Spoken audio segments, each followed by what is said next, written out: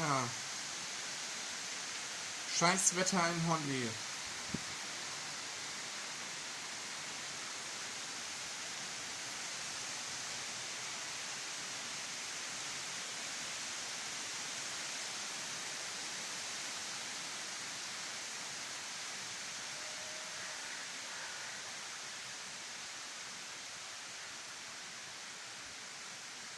Schönen Sonntag wünsche ich dann noch.